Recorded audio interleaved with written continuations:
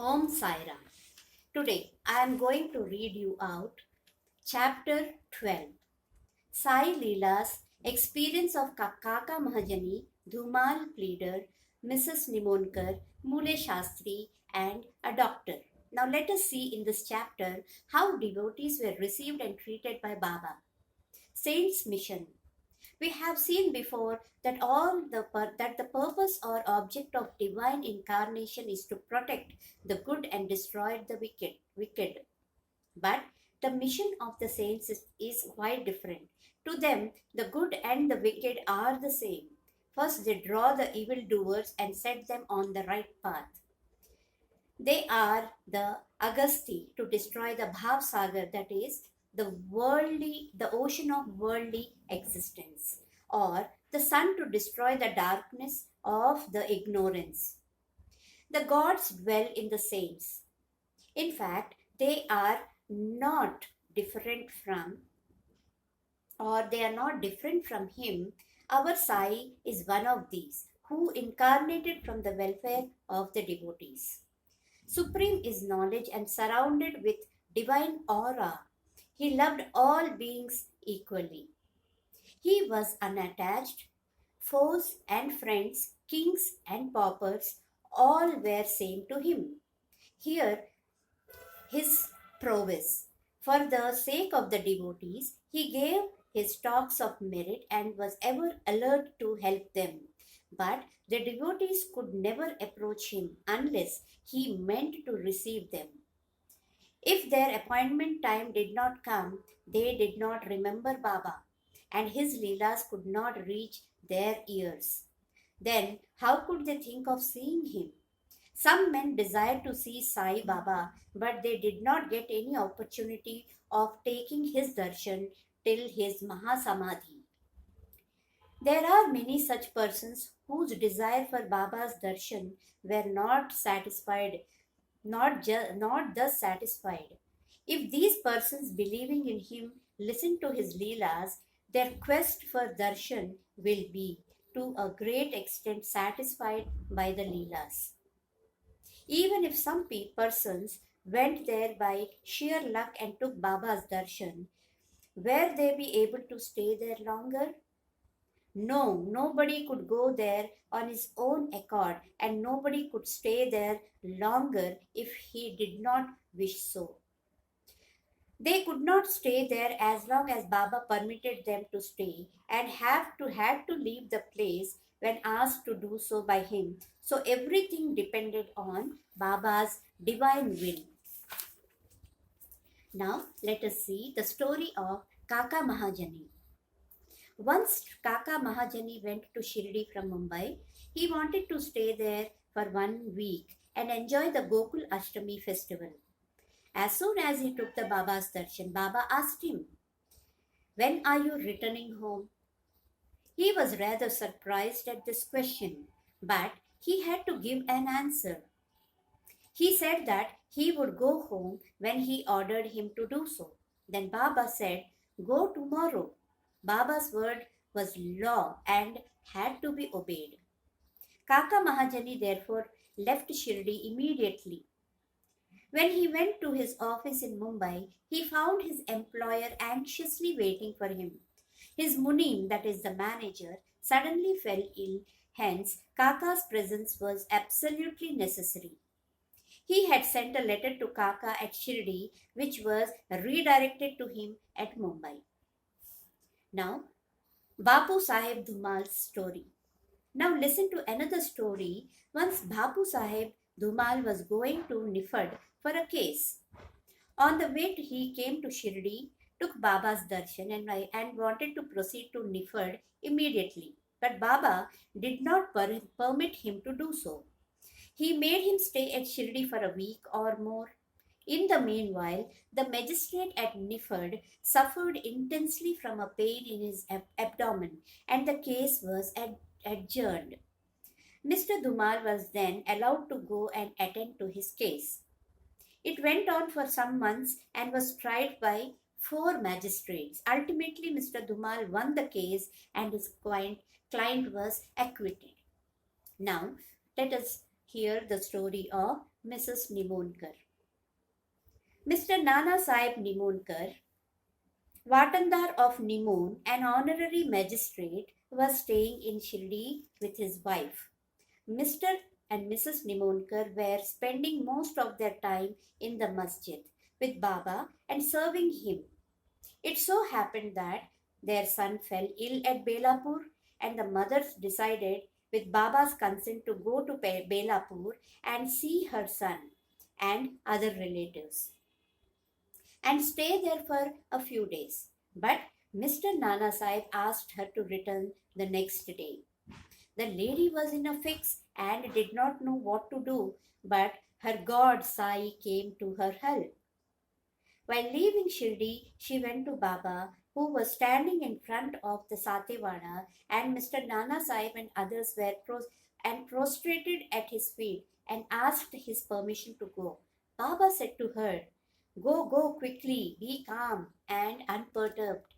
Stay comfortably at Belapur for 4 days. See all your relatives and then return to Shirdi." How opportune was Baba's words. Mr. Nana Sahib's proposal was overruled by Baba's decree. Now let us see Mule Shastri of Nasik story.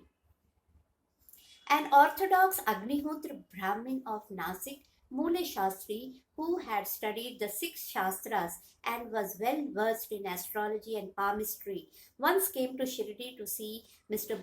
Bapu Sahib Bhuti, the famous millionaire of Nagpur. After seeing him, he and others went to see Baba in the masjid. Baba bought various fruits and other things from vendors with his own money and distributed them to the people who were present in the masjid. Baba used to press the mango on all sides so skillfully that when Baba sucked it, he got all the pulp at once in his mouth and could throw away the seed. Plantains were peeled off by the Baba and the pulp was distributed to the devotees, while the skins was retained by Baba for himself.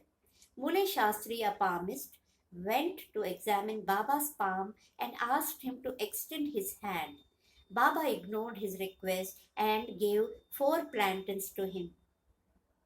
Then they all returned to Wada and Mule Shastri bathed, wore fresh clothes, and started his routine duties, that is Agnihotri, etc. Hotra, etc. Then Baba, as usual, started for Lendi and said, "Take some geru, a red mealy substance used to dye clothes in saffron color. We shall today don saffron colored cloth." None understood what Baba meant. Then after some time, when Baba returned and preparations for the noon aarti were being made, Bapu Sahib Jog asked Mule Shastri whether he would accompany him for the aarti. He replied that he would see Baba in the afternoon. Baba sat on his seat, was worshipped by the devotees, and aarti commenced. Then Baba said, "Get some dakshina from the new Nasik Brahmin." Bhuti himself went to the Vada to get the dakshina, and when he gave Baba's message to Mule Shastri, he was sorely perplexed. He thought in his mind, and thus, "I am a pure Agnihotri Brahmin. Why should I pay dakshina? Baba may be a great saint. I am not his dependent. But since a great saint like Sai Baba was asking for dakshina through a millionaire like Bhuti, he could not refuse. So leaving his routine unfinished, he started with Bhuti for masjid. Thinking himself holy and the masjid otherwise, he remained at a distance, and after joining his palms, threw flowers at Baba from there. Then, lo, all of a sudden, he saw not Baba but his late Guru Golak Swami there. He was wonderstruck. Could this be a dream? No, it was not, as he was wide awake. But how could his late Guru Golak be there? He was speechless for some time. He pinched himself and thought again. but could not reconcile the fact of his late Guru Golab being in the masjid. Ultimately, leaving aside all doubts, he went up, fell at the Guru's feet, and then stood there with folded hands. Other people sang Baba's Aarti while Mule Shastri chanted loudly his Guru's name. Then, casting off all pride of caste and sacredness, he fell at the Guru's feet and closed his eyes. When he got up and opened his eyes, he saw Baba asking for dakshina. Seeing Baba's blissful form and his inconceivable power, Mule Shastri forgot himself. He was extremely pleased. His eyes were full of tears and of joy. He again saluted Baba and gave the darshan and gave the dakshina. He said that his doubt was removed and he saw his own Guru. On seeing this wonderful Leela of Baba, all the people, including Mule Shastri, were much moved and they realized the meaning of Baba's words, "Bring Geru. We shall all don saffron colored cloth." Such is the wonderful Leela of Baba. A doctor's story. Once a Mamlatdar came to Shirdi with a doctor friend of his. The doctor said that his deity was Ram and that he would not bow before a Mohammedan, and so he was unwillingly willing to go to Shirdi. The Mamlatdar replied that nobody would press him to bow down, so he should come and give the pleasure of his company. Accordingly, they reached Shirdi and went to the masjid for Baba's darshan. All were wonderstruck to see the doctor going ahead and saluting Baba. They asked him how he forgot his resolve and bowed down to a Mussalman. Then the doctor replied that he saw his beloved deity, Lord Ram, on the seat and he therefore prostrated himself before him.